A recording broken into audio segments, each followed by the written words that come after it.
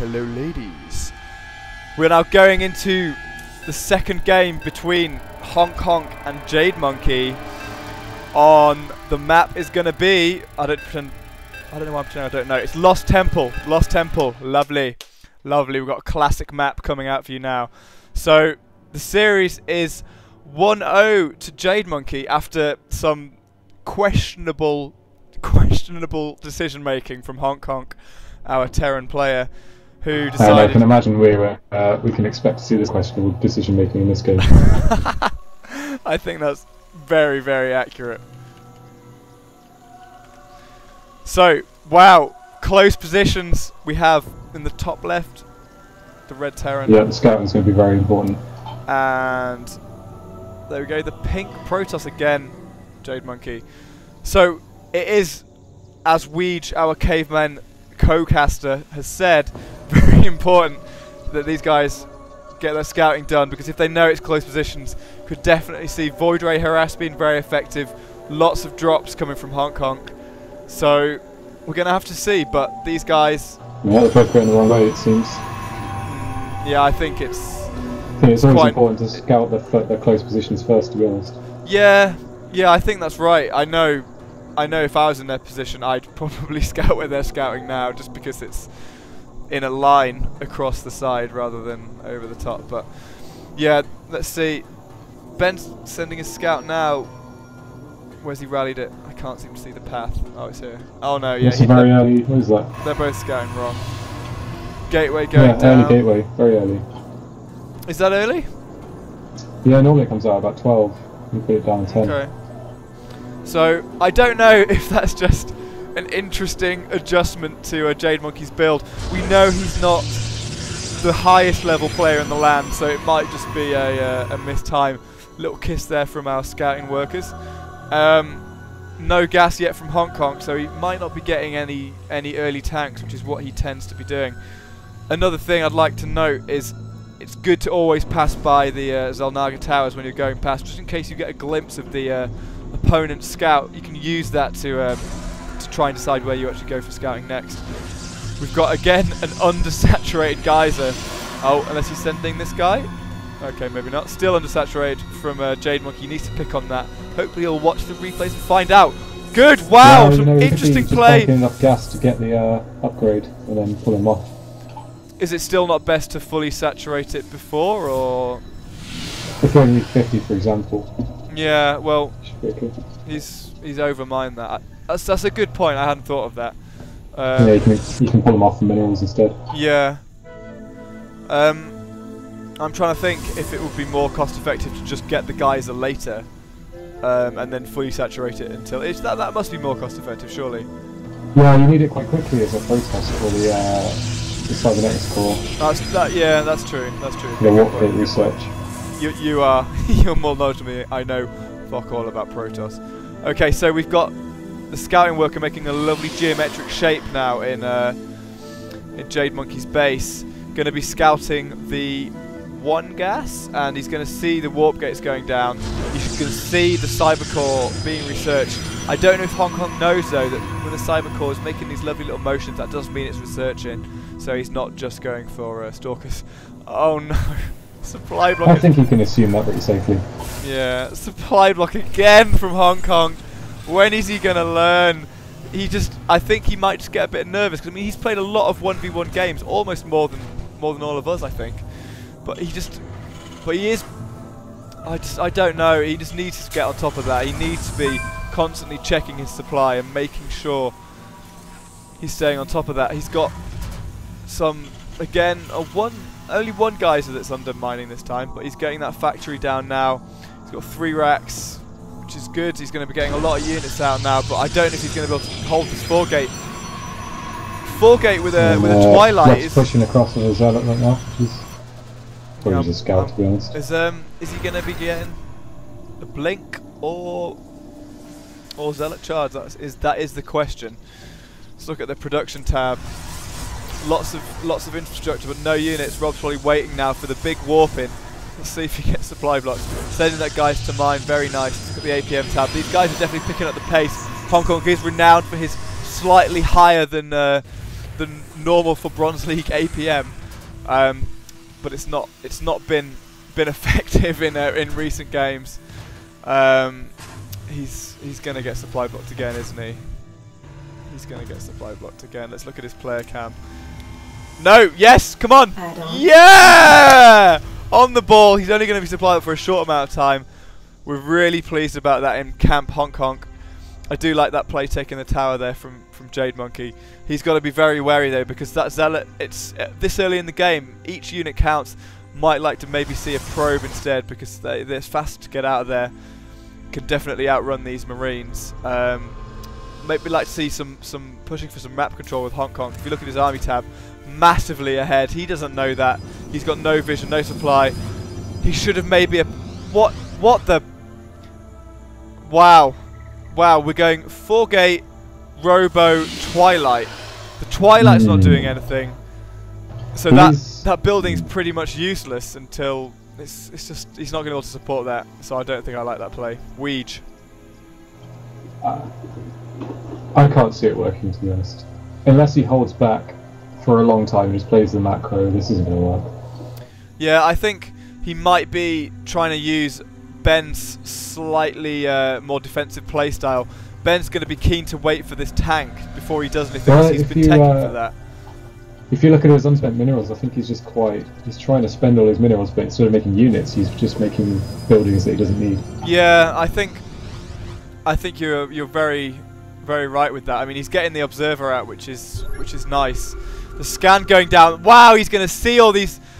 He's going to see that the lack of units, he should really push in now. He's got the tank siege, he's got the units, he should know he has the advantage.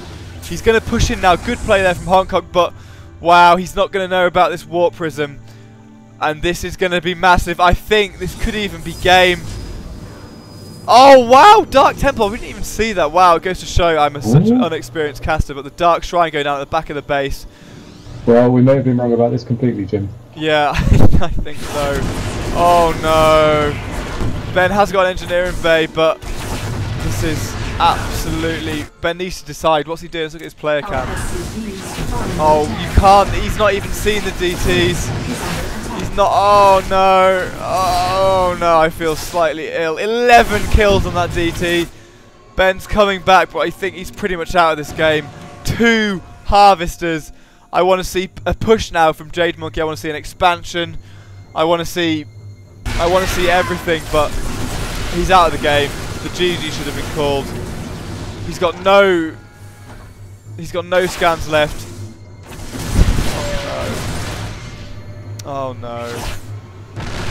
I don't even know what to say, Weege, but he's out of the game. Well and truly. I didn't like the fact that JadeMonkey went such a inefficient build. He should have maybe decided that he wanted to go for those DTs. And well, maybe that was his plan all along. But what, a fake 4-gate DTs?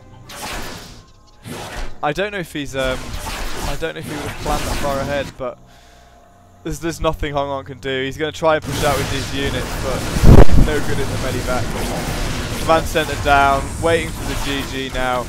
Again, you know, JadeMonkey knows he's got the game, but still, unspent would have been a bit better to keep low. But there we go. There's the GG. Interesting game. Different tactics. Probably an expansion would have been wiser. Yeah. Oh, Ben. Honkhonk. I don't check the front of my base, then I forget to check the back of my base. Well, I don't know. That was really tricky play from JadeMonkey, but the thing was, even just as I pushed out, I thought, hang on. Like, I could do a drop in the back of his base, and then I went, shit, he's probably doing the same to me as soon as I saw that Zealot run out. Yeah, well, I think a few comments on that is that when you scanned his base, you saw he had no units, so you pushed out. You rightfully pushed out. I saw he had a was it Robo Bayer? Yeah. And I thought he was going Colossus, so I thought, well, if I push now... Yeah. No, not Colossus that early. You definitely made the right decision to push out. I don't know if there's any. The only way of knowing is that he was doing that was that he didn't have any units, but that might have just been because his 4-gate didn't kick in. So that was a really tough call to make. I mean, talking from Rob's perspective, can you really support 4-gate, Robo, and Twilight? The Twilight didn't really. Oh, the Twilight. Shit. You went. you went Twilight, Dark Shrine, and Robo, and 4-gate. So, I mean, it worked. It worked. So, I mean, I can't complain. But that was a warp prism in the back of my base, right? yeah, that's where you got the Robo Bay from. You did that to me twice now, you knob. It's literally why I had that Zealot on that tower, because if I noticed he was pushing out, I would have cancelled all of those buildings and chrono boosted my warp gates and tried to get a force up to counteract it. So maybe that was actually really good play, Rob. That was really good play. Yeah, I don't know, Ben. It was you should have as soon as thing was. Oh god. The thing was, I was expecting from Rob's previous play, from JadeMonkey's previous play, I was expecting like the usual early push. Yeah, I think that was, you should have pushed out as soon as you got the first tank out. You should have pushed, because that, again, as you say, as soon as that tech unit's out, that's where it's its biggest advantage. Also, some more map control. You need to be taking these towers. Maybe even if you know that Rob's 4-gating, which means he's getting late units, he doesn't have a lot to defend early. As soon as you had 3 racks up pretty early, you had a massive army advantage lead. I'd like to see that maybe rallied outside his base, so you can really start putting on the pressure, and that way you're going to be able to maybe push up to the ramp, see what he's getting, a few scans in the base to make sure he's not doing some kind of interesting Dark Shrine play. So I mean, there was nothing you could have done as soon as that warp prism and the Dark Shrine was done. I did see the Twilight Council. Yeah, that could have made you suspicious. Yeah, I didn't really think anything of it. I sort of looked at it and went, yeah, okay. that would have beaten me. We missed the Dark Council as well. Yeah, like I saw the Templar Archives. No, Templar Archives? Twilight Council. No, I saw the Twilight Council and thought, okay, maybe he's going for a 4-gate with Blink or 4-gate with Zealot Charge, which would have been a nice adaptation to what he's been doing in the previous game. But I don't know. I think maybe something that we can all learn from that is that if you see that no units, worry. if you see the Templar Archives, I can't Twilight remember. Council. Twilight Council. If you see that, you need to definitely think DTs is on the radar. So you want to get a pylon, not a pylon. You want to get a sensor. No, not a sensor tower. You want to get a freaking missile turret at the front, which you had, which was nice. But you want to get one on the mineral line as well, and maybe save a few additional scans to scan your army. But that was interesting. That was a nice play there from JadeMonkey. The problem with putting a missile turret in your lines is, oh yeah, sure, I'll run in with my DTs and I'll go, oh look, a missile turret. Oh, I better take that down. And if you notice, the siege tank, I had 1 DT attacking that, and it took it down in 2 or 3 swipes. I was trying to get it. I was trying to get it in my medivac. It wouldn't click quick enough. I was like, "Come on, man! I just want to fly it away." You have to understand it.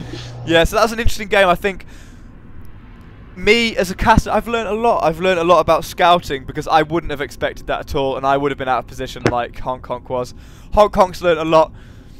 Maybe JadeMonkey's learned that he can possibly, you know, make his play more efficient, cutting down on some of the unnecessary buildings to make the DTs out even faster. Because if Honkhonk had pushed in, I don't think you'd have been able to hold that. So, but that was a very good game. Interesting play. So, that's it from me, and bye from our players.